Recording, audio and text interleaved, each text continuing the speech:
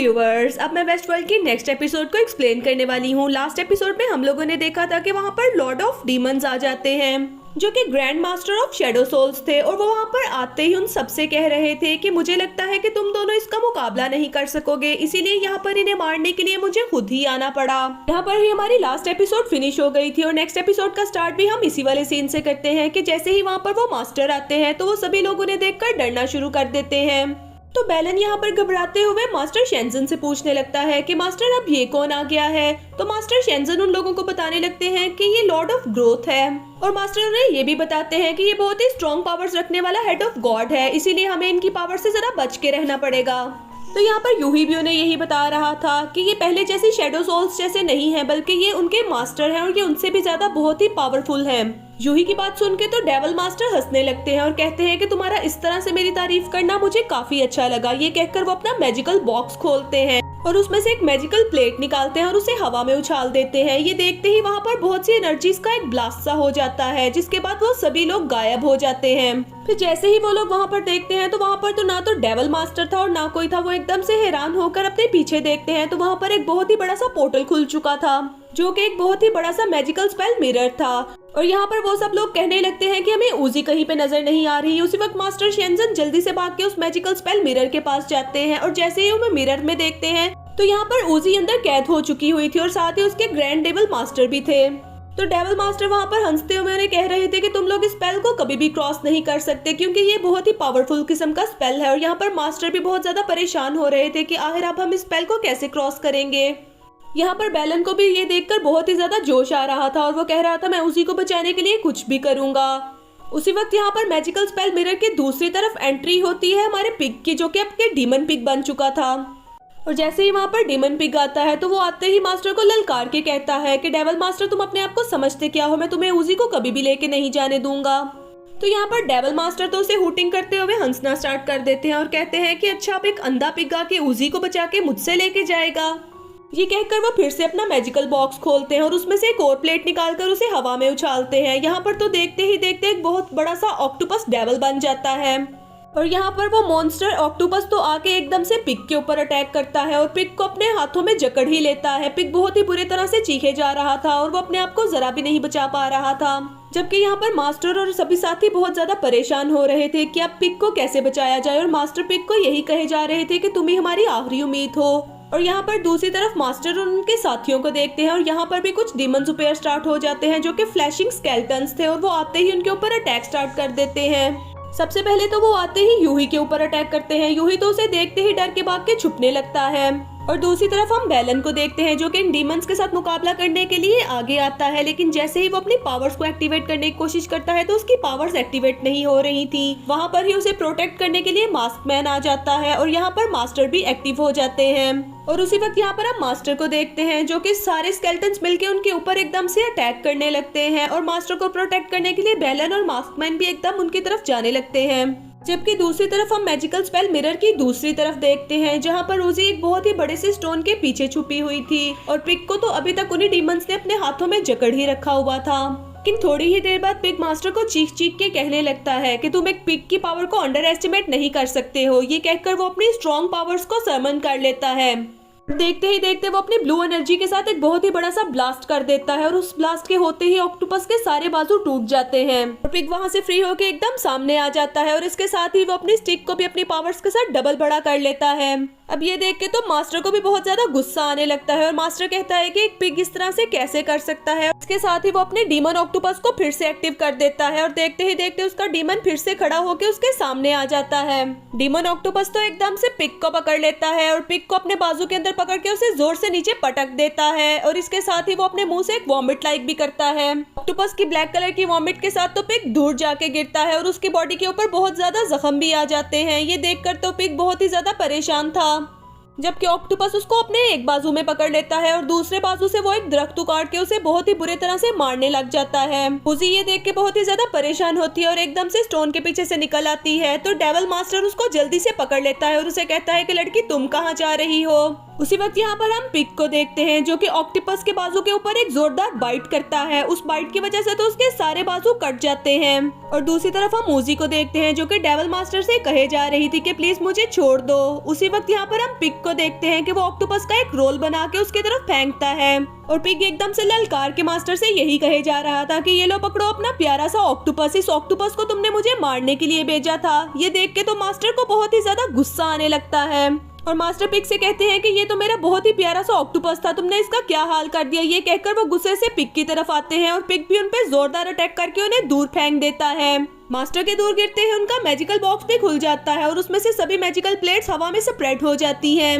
ये देख के तो उसे बहुत ही ज्यादा खुश होने लगती है कि वाओ पिग आपने तो बहुत ही अच्छा काम किया है। यहाँ पर हम डेविल मास्टर को देखते हैं जो कि फिर से एक्टिवेट हो जाते हैं, जबकि दूसरी तरफ डेविल मास्टर फिर से उठ खड़े हो जाते हैं और उसे कहते हैं कि अब देखना मैं तुम्हारा क्या हश्र करता हूँ। जबकि मैजिकल स्पेल की दूसरी तरफ अभी भी हम मास्टर शेंजन को और बेलन को देखते हैं जो कि स्टिल अभी भी उन्हीं स्केलेटन्स के साथ लड़े ही जा रहे थे। और साथ ही साथ हमें ये भी दिखाया जाता है कि यहाँ हवा में बहुत ही ज्यादा पोर्टल्स ओपन हो रहे थे जिनमें से वो मिरर स्केलेटन्स निकले ही जा रहे थे। ये देख के बेलन और मास्टर बहुत ही ज्यादा परेशान होते हैं और मैजिकल मिरर स्प्रिल की तरफ भागना स्टार्ट कर देते हैं।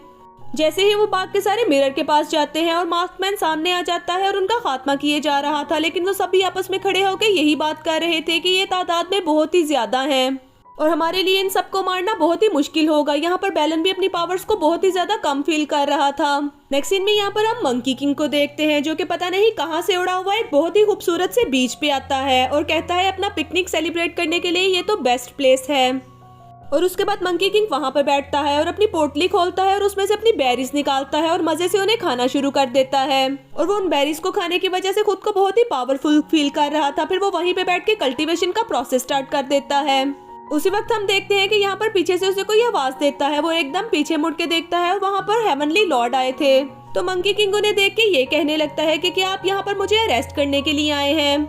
तो हेवनली लॉर्ड उसे कहने लगते हैं कि तुम्हें अरेस्ट करने के लिए नहीं आया बल्कि मैं तुम्हें एक मैसेज देने आया हूँ। मैं तो यहाँ तुम्हें ये मैसेज देने के लिए आया हूँ कि एंटायर फ्लेम वर्ल्ड के लॉर्ड शेंजन बहुत ही ज्यादा प्रॉब्लम में है और उनके साथी भी, इसलिए तुम्हें अब एंशिएंट सिटी जाना होगा ताकि तुम उन सभी लोगों की मदद कर सको। ये सुन के मंकी किंग थोड़ा परेशान हो जाता है और उसके बाद फिर वो लॉर्ड से कहने लगता है कि लेकिन आप क्यों नहीं उनकी मदद के लिए जा रहे। तो लॉर्ड उसे कहने लगते हैं कि मेरा काम सिर्फ ये था कि मैं तुम्हें मैसेज डिलीवर करूं, इससे ज्यादा मैं तुम्हें कुछ भी नहीं बता सकता। ये कहकर वो वहां से चले जाते हैं। उनके जाते ही वहां पर कुछ रोज पेटल स्प्रेड हो जाती हैं। मंकी की कुछ रोज पेटल को पकड़ता है और कहता है वाओ ये तो एक बहुत ही इंटरेस्टिंग टास्क लग रहा है, अब तो इसे करना ही होगा। जैसे ही वो मुड़ के बीच की तरफ देखता है तो वहाँ पर एक गोल्ड रिंग आता है और वो उस गोल्ड रिंग को पकड़ लेता है। जैसे ही वो उस गोल्ड रिंग को पकड़ता है तो उसे याद आता है कि ये तो मास्टर टेंजन का गोल्ड रिंग है जिन्होंने अपने बेटे को दिया था और उनके बेटे ने जैसे ही इस रिंग को पहना था तो साथ ही वो डिस्ट्रॉय हो गया था। तो मास्टर किंग कहता है इसका मतलब शेन टेंजन मुझे बुला रहे हैं ताकि मैं उनकी हेल्प कर सकूं। ये कहकर वो उस रिंग को पहन लेता है। मंकी किंग उस क्राउन को अपने हेड के ऊपर पहनता है और वहाँ से उड़ना स्टार्ट कर देता है। उसके बाद वो वहाँ पर एक पिजन के ऊपर बैठ जाता है और उसे कहता है कि तुम्हें मेरे साथ ट्रेवल करने में बहुत ही मजा आएगा और उसे डायरेक्शन बताता है और वहाँ से चला जाता है। नेक्स्ट सीन हमें फिर से मैजिकल स्पिरर मिरर का दिखाया जाता है जहाँ पर मास्टर शेंजन अपने बाकी सभी साथियों के साथ खड़े हुए थे, जबकि मास्कमैन आगे जाके उन्हीं सभी स्केलेटन्स का मुकाबला किए जा रहा था। स्पेल की दूसरी तरफ हम लोग मास्टर को देखते हैं जहाँ पर पिग अभी भी उनके साथ फाइट किए जा रहा था और डेविल मास्टर मुसलसल ही अपनी डिफरेंट ट्रिक्स के साथ उस पर अटैक किए जा रहे थे। यहाँ पर हम डेविल मास्टर को देखते हैं जो कि अपनी एक प्लेट को हवा में उछालते हैं और उसके बाद हवा में ही एक आयरन केज बना देते हैं जिसमें पिग को बुरी तरह से जकड़ लेते हैं। लेकिन पिग भी यहाँ पर हार मानने वाला नहीं था, इसीलिए वो थोड़ी ही देर में उस केज को डिस्ट्रॉय करके बाहर आ जाता है। और यहाँ पर हम दूसरी तरफ फूजी को भी देखते हैं जो कि मुसलसल पिग को गाइड किए जा रही थी, जो कि उसको साथ साथ ये भी बता रही थी कि उसे किस तरफ से अटैक किया जा रहा है। यहाँ पर जैसे ही डेविल मास्टर ने ये देखा कि उनका मैजिकल केज तो अब टूट चुका है, ये देखकर उनको बहुत ही ज्यादा गुस्सा आने लगता है और वो पिग से कहने लगते हैं कि तुम पिग डीमन मेरा कैसे मुकाबला कर सकते हो, क्योंकि अभी तो मेरे पास और भी बहुत ज्यादा प्लेट्स हैं। अगर तुमने एक प्लेट को डिस्ट्रॉय कर दिया तो इससे मुझे क्या भी फर्क पड़ेगा। जी कहकर वो अपनी एक और प्लेट को हवा में उछालते हैं जिसकी वजह से बहुत ही ज्यादा विचीज आ जाती हैं और वो बहुत ही ज्यादा नॉइजी विचीज थी और वो सभी की सभी चुड़ैलें जाके पिग के कान में बहुत ही ऊंची ऊंची आवाजें निकालने लग रही थी, जो कि पिग के लिए बहुत ही ज्यादा अनोइंग था। लेकिन पिग देखते ही देखते अपने वेपन के साथ उन्हें भी डिस्ट्रॉय कर देता है ये देख के तो डेविल मास्टर को और भी ज्यादा गुस्सा आने लगता है और उसके बाद वो अपनी एक और प्लेट को उछालते हैं और उसके बाद एक बहुत ही बड़ी सी शॉट बना के पिग के ऊपर अटैक करते हैं। पिग तो उनके सभी अटैक्स को इजीली डॉज किए जा रहा था। उसके बाद डेविल मास्टर को गुस्सा आता है और वो एकदम से बहुत से एरोस बना के उसके ऊपर अटैक करते हैं। ये पिग को बहुत ही ज्यादा जगहों पे हर्ट करते हैं।